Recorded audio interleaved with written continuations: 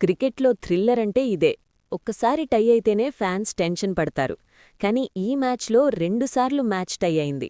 2 super ఓవర్లు జరిగాయి. చివరికి సౌతాఫ్రికా ఎలా మ్యాచ్ గెలిచింది? ఆఫ్ఘనిస్తాన్ ఎలా చివరి వరకు ఫైట్ చేసింది?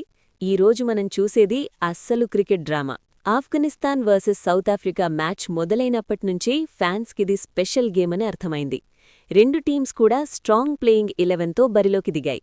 టాస్ తర్వాత బ్యాటింగ్కు వచ్చిన సౌతాఫ్రికా మంచి స్టార్ట్ తీసుకుంది. కానీ మధ్య ఓవర్లలో ఆఫ్ఘన్ బౌలర్లు మ్యాచ్లోకి తీసుకొచ్చారు. క్వింటన్ డీకాక్ 59 రన్స్తో ఇన్నింగ్స్కు బలమైన ఫౌండేషన్ ఇచ్చాడు. రికెల్టన్ 61 రన్స్తో బౌండరీల వర్షం కురిపించాడు.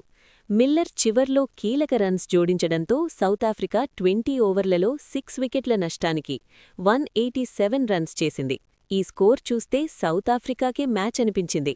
కానీ అస్సలు స్టోరీ అప్పుడే మొదలైంది. చేజ్లో ఆఫ్ఘనిస్తాన్ ఓపెనర్ రహ్మానుల్లా గుర్బాజ్ అద్భుతంగా ఆడాడు. కేవలం 42 బాల్స్లో 84 రన్స్, సిక్సర్లతో స్టేడియం హోరెత్తించాడు.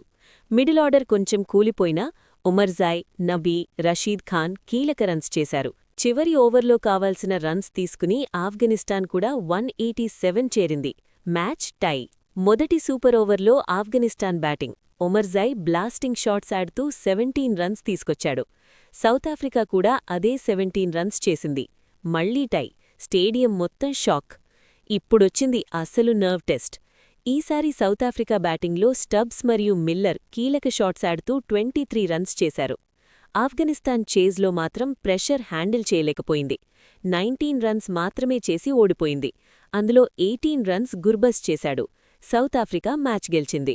ఈ మ్యాచ్లో నిజమైన హీరోలు ఎవరు అంటే గుర్బాజ్ మ్యాచ్ మార్చేసిన ఇన్నింగ్స్, క్వింటన్ డీకాక్ మరియు రికెల్టన్ సౌతాఫ్రికాకి బలమైన start, Omarzai super over star, Stubbs final finisher.